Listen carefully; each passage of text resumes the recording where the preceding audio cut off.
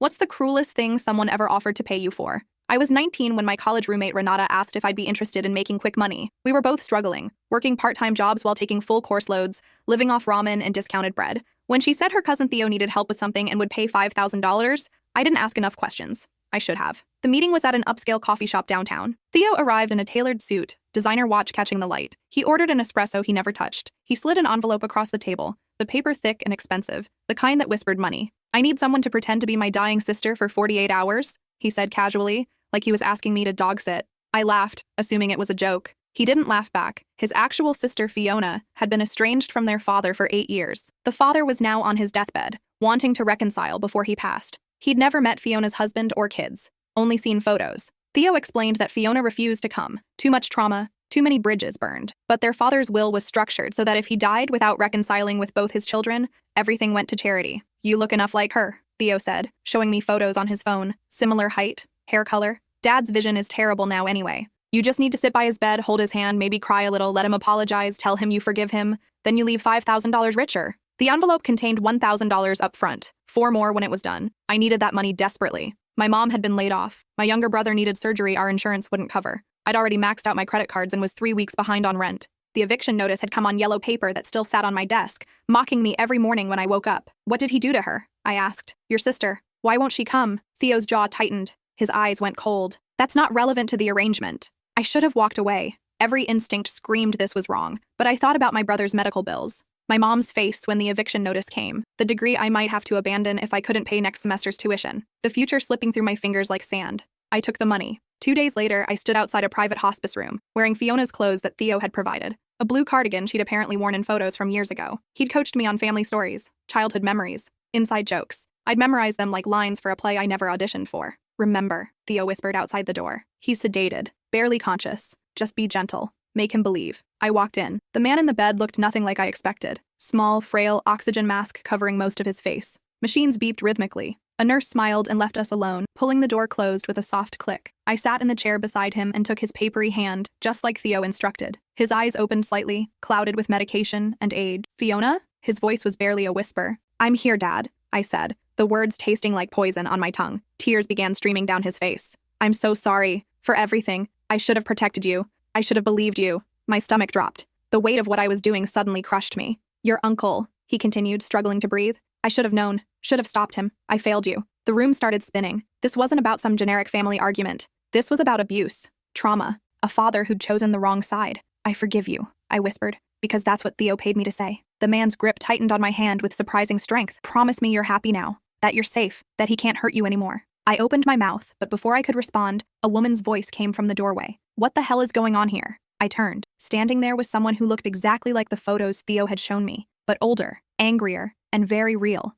The actual Fiona had come after all. Time stopped. The machines continued their rhythmic beeping, but everything else went silent. Fiona stood in the doorway wearing jeans and a leather jacket, her hair pulled back in a messy ponytail. She looked nothing like the polished woman from the old photos Theo had shown me. She looked harder, survived. Her eyes moved from me to her father, then back to me. I watched her face cycle through confusion, recognition, and finally, rage. "Who are you?" she asked, her voice low and dangerous. I stood up so fast the chair scraped against the floor. The dying man's hand slipped from mine. My mouth opened, but no words came out. "Fiona?" The man in the bed turned his head, confusion evident even through the medication fog. "But you're right here," Fiona said, her voice breaking slightly. She took 3 steps into the room, and I could see her hands shaking. "I'm right here, Dad." The door burst open again. Theo rushed in, his face pale, phone pressed to his ear. He stopped dead when he saw his sister. "Fee," he breathed. "You weren't supposed to— we didn't think you'd— Come?" Fiona finished for him. Her eyes were steel. "You didn't think I'd come to see my own father die?" "You said you wouldn't," Theo stammered. "You told me you were done, that you'd never—" "I changed my mind," she cut him off. Then she looked at me again. "Now someone better start explaining why there's a stranger wearing my clothes sitting with my father." My legs felt like water. The $1,000 in my bank account suddenly felt like blood money, because that's exactly what it was. The man in the bed made a sound, something between a sob and a laugh. "Theo," he wheezed. "What did you do?" Theo's face went from pale to red. "Dad, I was trying to help. You were so upset that Fee wouldn't come, and the will, Fiona repeated, her voice deadly quiet. "This is about the money." "It's not just about the money," Theo said quickly. "Dad wanted closure. He wanted to make peace with you before—" "So you hired someone to pretend to be me?" Fiona's voice rose. "You thought you could fake my forgiveness? Package it up nice and neat so Dad could die with a clear conscience, and you could keep your inheritance?" I needed to leave. Every fiber of my being screamed to run, but Fiona was blocking the doorway, and besides, my legs wouldn't move. I'm sorry, I whispered. It was pathetic and inadequate, but it was all I had. Fiona's eyes snapped to me. How much did he pay you? 5,000, I said, my voice barely audible. Jesus Christ, she breathed. Then louder, to Theo. You valued my forgiveness at $5,000? Fee, please, Theo started. Don't, she cut him off. Don't you dare. The man in the bed was crying now, tears running down into his oxygen mask. I'm sorry, he kept saying. I'm so sorry, baby girl. Fiona's whole body tensed at those words. For a moment, I thought she might leave. Instead, she walked slowly to the bed, every step measured and deliberate. I pressed myself against the wall, making myself as small as possible. She looked down at her father. Her jaw was clenched so tight I could see the muscles jumping. You want forgiveness? She asked. You want me to tell you it's okay that you chose him over me? That you called me a liar when I told you what he did? I was wrong, he gasped. I was so wrong. You destroyed me, Fiona said, and her voice cracked. I was 14 years old, and you destroyed me. The room felt too small, too hot. I wanted to disappear into the wall. I know, he sobbed. I know. I should have believed you. I should have protected you. But you didn't, Fiona said. You chose your brother over your daughter. You let me walk out of your life rather than admit you might have been wrong. I'm sorry, he repeated like a prayer. Fiona stood there looking down at the man who'd failed her. The silence stretched so long I thought time had stopped. Then she turned to me. What did he tell you to say? What? I whispered. My brother, she clarified. What did he coach you to say to my father? I glanced at Theo. He was staring at the floor. He told me to say I forgave you, I said to the dying man. To hold your hand and tell you everything was okay. And you did it, Fiona said. It wasn't a question. I needed the money, I said, and immediately hated myself for how weak it sounded. Everyone needs money, Fiona said. Not everyone takes it to fake someone's trauma. She was right. Of course she was right. I'm sorry, I said again. I didn't know. He didn't tell me what happened to you. Would it have mattered? Fiona asked. If he'd told you my uncle raped me when I was 14 and my father called me a liar, would you have said no? My breath caught. The words hung in the air like poison. I don't know, I admitted, and that was the most honest thing I'd said since walking into this nightmare. Fiona studied me for a long moment. Then she pulled off the leather jacket she was wearing and handed it to me. Take off my cardigan, she said quietly. My hands shook as I unbuttoned the blue cardigan, the one Theo had given me, the one Fiona had worn in some photograph from a happier time. I folded it carefully and handed it to her. She took it without looking at it, just held it in her hands like it weighed 1,000 pounds. Theo, she said, still not looking at her brother. Get her out of here. Fee, we need to talk about— Now, she interrupted. Get her out now, or I'm calling the police and reporting both of you for fraud. Theo's face went white. He grabbed my arm and pulled me toward the door. Wait, the man in the bed called out, his voice stronger than it had been. What's your name? Your real name? I looked back. His eyes were clearer now, focused on me with an intensity that made my skin crawl. Becca, I said. Becca, he repeated. You're young. You made a mistake. Dad, Fiona started. Let me finish, he said, each word clearly an effort. He looked at me. I made mistakes too. Terrible ones. Don't let this define you. Don't let one bad choice become who you are. I nodded because I didn't know what else to do. Theo pulled me out of the room and into the hallway. The door closed behind us with a soft click, leaving father and daughter alone together. We stood there in the antiseptic hallway, the fluorescent lights buzzing overhead. Other families moved past us, some crying, some laughing, all of them carrying their own private griefs and joys. You need to give me back the money, Theo said finally. I stared at him. What? The 1,000 I gave you, he said. I need it back. You're serious? I'm not paying you for a job you didn't complete, he said. Like this was a normal business transaction, like I was a contractor who'd failed to deliver. Something hot and sharp rose in my chest. You lied to me, I said, my voice shaking. You told me it was about some family argument. You made it sound like they'd had a fight about politics or something. I told you there was trauma, Theo said. You didn't ask for details. Because you said it wasn't relevant, I shot back. You deliberately hid what really happened, and you deliberately chose not to look too closely, Theo countered. Don't act like you're the victim here, Becca. You knew this was wrong. You just didn't care because you needed the money. His words hit me like a slap, because he was right. Some part of me had known. I'd felt it in my gut when he'd refused to tell me why Fiona had stayed away. I'd felt it when he'd been so insistent that the details didn't matter. I'd just chosen to ignore it. I spent the money, I said quietly. I paid rent, bought groceries, sent some to my mom. Theo's jaw clenched. Then I guess we're both screwed. What do you mean? If she reports us, we're both guilty of fraud, he said. She catches us on camera, has witnesses. You pretended to be her. I paid you to do it. That's conspiracy to commit fraud at minimum, possibly elder abuse. My knees went weak. She absolutely would. Theo cut me off. You don't know my sister. She doesn't forgive. She doesn't forget. And whose fault is that? I asked. Theo's face darkened. You don't know what you're talking about. I know your father chose his brother over her, I said. I know she was 14. I know. You know what she told you, Theo interrupted. You heard her version. I stared at him. Are you saying she lied? I'm saying it's complicated, Theo said. My uncle swears nothing happened. Dad thought she was acting out because mom had just died. It was a mess, and everyone handled it badly. Theo, I said slowly. Your father just apologized to her. He said he should have believed her. He's dying and full of morphine, Theo said. He'd apologize for the JFK assassination if someone suggested he should. I felt sick. This man I'd agreed to help, this man who'd seemed so polished and professional in that coffee shop, was still making excuses, still choosing to disbelieve his sister, just like his father had. I'm leaving, I said. We need to figure out what to do if she goes to the police, Theo said. I don't know, I said honestly, but I'm not doing this with you. I turned and walked down the hall. My legs felt shaky, my stomach churned, but I kept moving. I made it to the elevator before Theo called after me. You'll hear from my lawyer if she presses charges.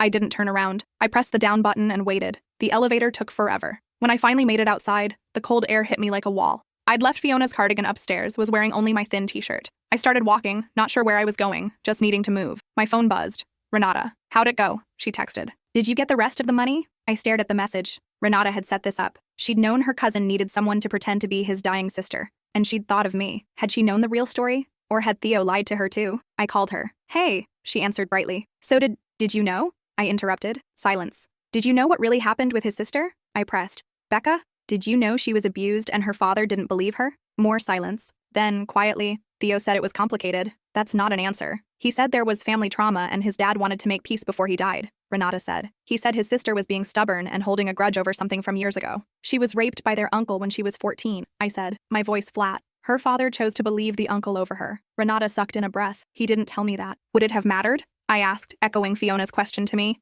Would you have set this up if you'd known? Of course not, Renata said, sounding genuinely hurt. Becca, I'm not a monster. Neither am I said. But I did a monstrous thing today. You didn't know. I knew enough. I cut her off. I knew something was wrong. I just chose the money over asking questions. You needed that money, Renata said. Your brother's surgery? I know what I needed, I said. But that doesn't make this okay. I hung up. My hands were shaking so badly I could barely hold the phone. I walked for hours. The sun set. The temperature dropped. I didn't care. I just kept walking, trying to outrun the image of Fiona's face, the sound of her father's apologies, the weight of my own choices.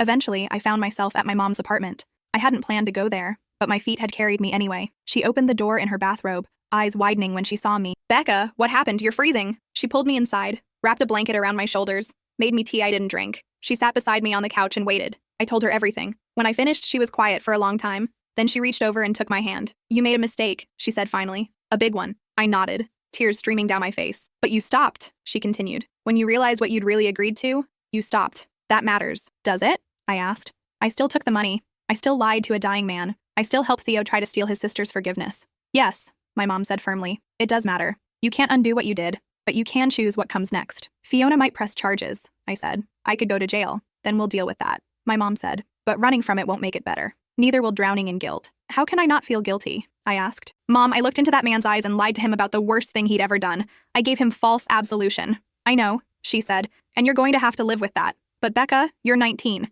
You made a stupid, desperate choice because you were scared and broke and trying to help your family. That doesn't erase what you did, but it does mean you're not beyond redemption. I wanted to believe her, but every time I closed my eyes, I saw Fiona's face. The next 3 days were torture. I jumped every time my phone rang, certain it would be police. I checked my email obsessively, expecting a message from Theo's lawyer. I couldn't eat, couldn't sleep, couldn't focus on anything except waiting for the consequences to arrive. On the 4th day, there was a knock on my dorm room door. My heart stopped. This was it. Police, lawyers, jail. I opened the door. Fiona stood there. For a moment, we just stared at each other. She looked exhausted, like she hadn't slept since I'd seen her. Her eyes were red-rimmed. Can I come in? She asked. I nodded, stepping aside. She walked in and stood in the middle of my tiny dorm room, looking around at the evidence of my poverty. The secondhand furniture, the ramen cups stacked by the microwave, the textbooks I'd bought used and highlighted within an inch of their lives. He died, she said abruptly. Yesterday. I was with him. I'm sorry, I said automatically. Are you? She asked. Because you helped my brother try to fake my forgiveness so my father could die believing everything was okay. I'm sorry for that too, I said. I'm sorry for all of it. Why'd you do it? Fiona asked. And don't tell me you needed the money. I saw your place. I know you needed it. I want to know why you thought that made it okay. I sank down onto my bed. I didn't think it was okay, I said. I knew it was wrong, but my brother needs surgery. My mom was laid off. I had an eviction notice on my desk, and Theo made it sound like it was just some family drama, like you were being unreasonable. And you believed him, Fiona said, even though some part of you must have known something wasn't right. Yeah, I admitted. I did. Fiona walked over to my window and looked out at the campus. I haven't slept since I saw you in that room, she said. I keep thinking about what would have happened if I hadn't changed my mind. If I'd stuck with my decision not to come, your father would have died believing I was you, I said quietly, believing you'd forgiven him. And Theo would have gotten his inheritance, Fiona added. No charity, no consequences, Just money built on a lie. What happens now? I asked. Are you pressing charges? Fiona turned to look at me. Part of me wants to, she said honestly. Part of me wants to watch you pay for what you did. But then I think about being 19 and desperate and making bad choices. I started, then stopped. Because I had been desperate. That was true. I was desperate, I said. But that's not an excuse. No, Fiona agreed. It's not, but it's a reason. She was quiet for a moment. Do you know what the worst part was? Not finding you in my father's room? Not even my brother hiring you? The worst part was watching my father apologize to someone who hadn't earned it, giving away his last words to a stranger. I'm so sorry, I said, and the inadequacy of those words hung between us. I thought about pressing charges, Fiona said. I talked to a lawyer. They said we had a solid case. Fraud, conspiracy, possibly elder abuse. You'd probably get probation, community service, maybe a short jail sentence. My stomach clenched. But then I thought about what that would do to you, Fiona continued. Criminal record, suspended from school. All your job prospects gone. Your life derailed. That's what I deserve, I said. Maybe, Fiona said. Or maybe you deserve a chance to make better choices. She reached into her bag and pulled out an envelope. This is the $1,000 Theo gave you. I stared at it. I don't understand. I told Theo if he didn't give me the money, I'd report both of you, Fiona said. He paid up. Now I'm giving it to you. Why? I asked, confused. Because I want you to give it back to me, Fiona said. My head spun. I don't. You took blood money, Fiona interrupted. Money meant to fake my trauma, to give my father false peace, to secure my brother's inheritance. You can't keep it. But I also don't want to destroy your life over one terrible choice. She held out the envelope. So here's what's going to happen. You're going to take this money, and then you're going to pay me back. Every penny, on your own terms. No lawyers, no charges, no criminal record. Just you, working off your debt, honestly. I took the envelope with shaking hands. How? However you can, Fiona said. Get a job, 2 jobs. Send me $20 a month if that's all you can manage. I don't care how long it takes. But you're going to earn back the right to forgive yourself by paying back what you took. But you're losing your inheritance, I said. Because of me. Because I failed. My father left his estate to charity like he'd planned if I didn't reconcile with him, Fiona said. His hospice, specifically. Money going to help dying people and their families. I'm okay with that. And Theo? Gets nothing except the satisfaction of knowing his scheme failed, Fiona said with grim satisfaction. He's threatening to sue me for his share, but good luck with that when I have evidence he tried to commit fraud. I looked down at the envelope in my hands. Why are you doing this? I asked. Why give me a second chance? Fiona's expression softened slightly. Because someone gave me one, she said. After everything fell apart with my family, I spiraled. Made bad choices, hurt people, nearly destroyed myself. Someone showed me kindness I hadn't earned and didn't deserve. They gave me a chance to be better. And you were, I said. Eventually, Fiona corrected. It took time, therapy, a lot of hard work, but I got there. She moved toward the door. You get there too, or don't. But if you take the easy way out, keep the money, pretend this didn't happen, tell yourself you were just desperate and it doesn't matter, then you become exactly what my brother thought you were. Just another person willing to profit off someone else's pain. She opened the door, then paused. One more thing. I want you to volunteer at the hospice, 4 hours a week. Sit with patients who don't have family. Hold their hands. Listen to their stories. Give them real comfort. Not the fake kind you gave my father. For how long? I asked. For as long as it takes you to understand what you almost took from me, Fiona said. The real, messy, complicated chance to say goodbye. To give or withhold forgiveness on my own terms. You tried to steal that from me, so now you're going to give it to other people. Okay, I said. I will. Fiona studied me for a long moment. Then she reached into her pocket and pulled out a business card. That's my email and phone number. Send me proof of your volunteer hours and your payments. I'll be watching. She left without saying goodbye. I sat on my bed, holding the envelope and the business card. $1,000 that wasn't really mine. A debt I'd spend months, maybe years, repaying. A volunteering commitment I hadn't asked for but absolutely deserved. It was mercy and punishment wrapped together. It was more than I'd deserved. That Saturday, I showed up at the hospice. The volunteer coordinator, an older woman with kind eyes and salt and pepper hair, looked surprised when I explained what I wanted to do. Most college students volunteer during the day, she said. You're asking for evening shifts? I work during the day, I explained. And I need to be here, specifically here. She studied me for a moment, and I wondered how much Fiona had told them. Well, we can always use help in the evenings. That's when a lot of our patients get lonely. She assigned me to the 3rd floor. My first night, she introduced me to a man named Bernard. He was 83, dying of liver failure, and hadn't had a visitor in 6 weeks. His son lives in California, the coordinator explained quietly. Can't afford to fly out. Bernard's been very depressed. I knocked softly on his door. Mr. Bernard, I'm Becca. I'm a volunteer. Would you like some company? He looked at me with faded blue eyes. You don't have to pretend you want to be here, young lady. I know they assign you people. They did assign me, I agreed, sitting in the chair beside his bed. But I do want to be here, if you'll have me. He snorted. Not much else to do except stare at the ceiling, so I sat with him. For an hour that first night, I just listened. He told me about his wife, dead for 15 years, his son in California who called every Sunday but couldn't visit, his career as a postal worker, his regrets about not traveling more when he had the chance. I didn't lie to him, didn't pretend to be anyone I wasn't. Just listened and occasionally asked questions and held his hand when he started to cry talking about his wife. When I left that night, Bernard smiled at me. It was a small thing, but it felt monumental. The next week I came back, and the week after that. Bernard started looking forward to my visits. He'd save up stories to tell me. I'd bring him crossword puzzles and read him articles from the newspaper. 3 weeks after I started volunteering, Bernard's son managed to scrape together money for a plane ticket. I was there when he arrived, saw the way Bernard's whole face lit up. The son thanked me for keeping his father company, his voice thick with emotion. Bernard died 2 days later, surrounded by love, real love, not a transaction. I sat in the hospice cafeteria afterward and cried. Fiona had been right.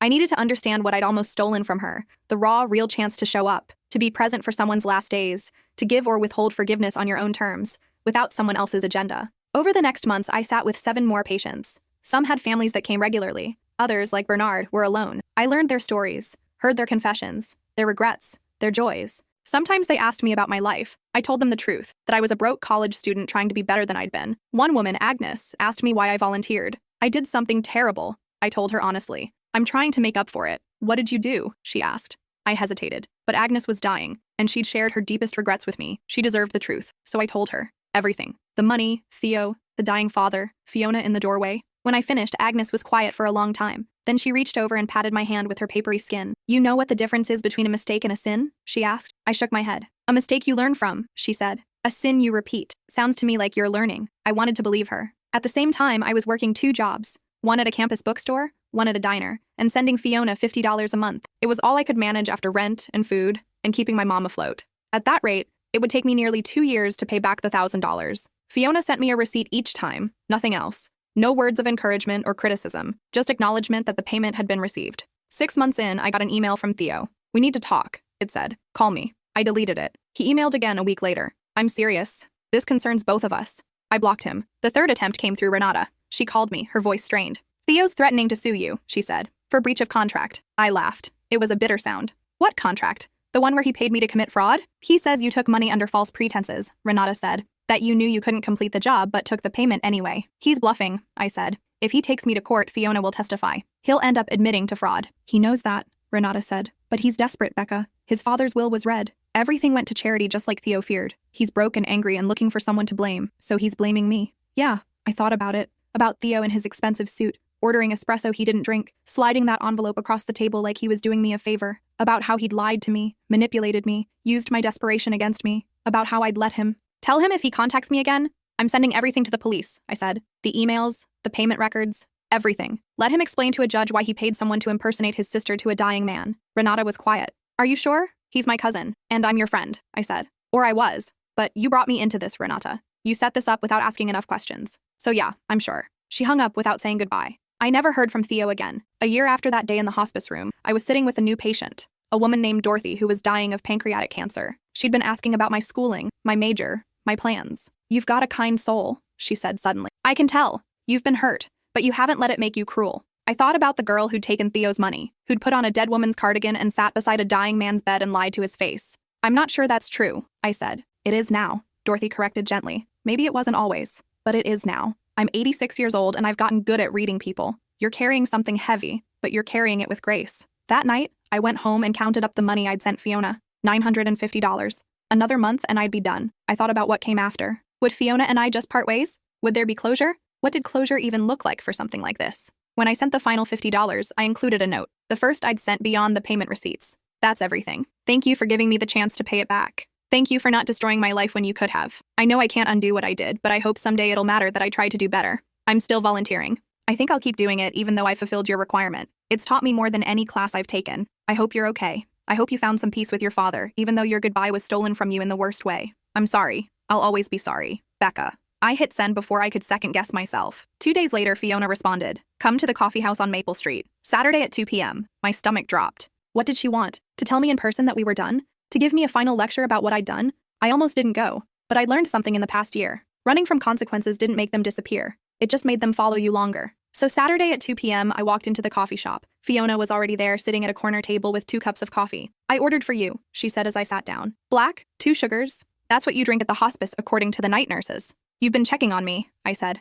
Every week, Fiona confirmed. I've read every report. Talked to patients you've sat with, their families. Oh, I said, not sure what else to say. Bernard's son called me, Fiona continued. After his father died, he said you'd been there for him when he couldn't be, that you'd made his father laugh, that his father had talked about you like you were family. I looked down at my coffee. I just sat with him. You did more than that, Fiona said. Agnes too. She sent me a letter before she died. Said you'd told her about what you'd done and that she believed you'd learned from it. I'm trying, I said. Every day I'm trying. Fiona reached into her bag and pulled out a check. She slid it across the table. $1,000. I stared at it. I don't understand. You paid back what you took, Fiona said. Now I'm paying you for what you've given. I can't accept this, I said. I wasn't doing it for money. I know, Fiona said. That's exactly why I'm giving it to you. You've spent a year volunteering at the hospice, working 2 jobs, paying back a debt you could have run from. You've shown up for dying strangers the way my brother tried to hire you to show up for my father. But this time it was real. This time it mattered. But take it, Fiona interrupted. Use it for your brother's surgery, or your rent, or whatever you need. You've earned it honestly this time. I looked at the check, then at Fiona. Are we even now?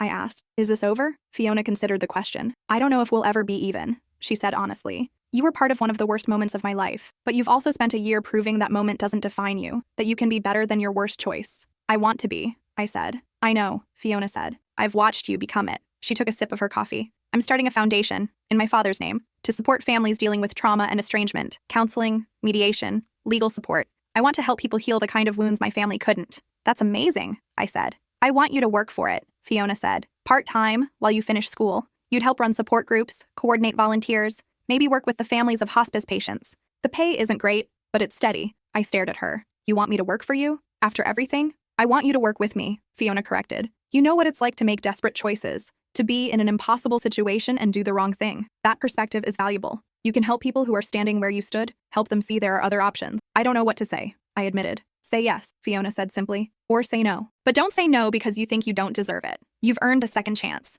Take it. I thought about the past year, the late nights at the hospice, the double shifts at the diner, the slow, painful process of paying back every penny, the way I'd learned to sit with people in their worst moments without running, without lying, without taking the easy way out. Yes, I said. I'll do it. Fiona smiled. It was the first real smile I'd seen from her. Good, she said. You start Monday. We talked for another hour, about the foundation, about my school schedule, about logistics, but underneath it all was something unexpected. The beginning of trust. Not friendship, not yet, but the foundation it could be built on. As we were leaving, Fiona stopped me. I need you to understand something, she said. I'm not doing this because I forgive you. I'm not even sure forgiveness is the right word for what happened. You didn't hurt me directly. You were just part of my brother's scheme, but you still made choices that could have caused real harm. I know, I said. But I believe in second chances, Fiona continued, because I needed one once. So I'm giving you this. Not to erase what happened, but because people can grow, people can change. And I think you're trying to do both. I am, I said. Every day. Then keep trying, Fiona said. That's all any of us can do. I cashed the check and paid for my brother's surgery. The relief on my mom's face when I told her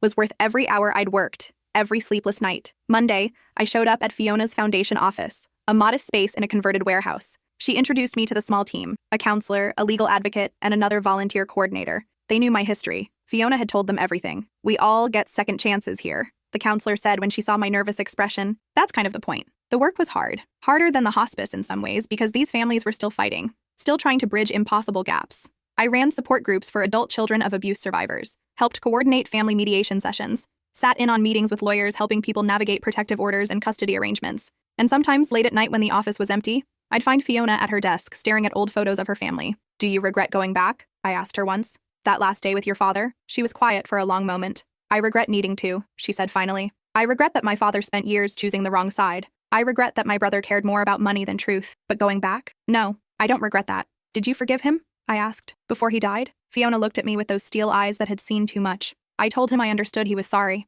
that I believed his apologies were real. I told him I'd spent 8 years building a life he wasn't part of, and that I was happy in it. That's not forgiveness, I said. No, Fiona agreed, but it was honest, and that mattered more. I thought about that a lot in the months that followed, about the difference between forgiveness and honesty, between absolution and closure, about how sometimes the kindest thing you can offer someone is the truth, even when it hurts. 2 years after that terrible day in the hospice room, I graduated college. Fiona came to the ceremony. So did my mom and brother, who was healthy now, running track at his high school. Afterward, Fiona handed me an envelope. Inside was a job offer, full-time position as program coordinator for the foundation. You don't have to take it, she said. You've got your degree. You could do anything. I want this, I said, and I meant it. The work was my penance and my purpose. Every family I helped, every person I sat with in their grief, every second chance I facilitated, it was me paying forward what Fiona had given me. Not forgiveness, something better. The chance to earn my way back to myself. One day, 3 years into working at the foundation, I was leading a support group when a young woman broke down crying. I did something terrible, she sobbed.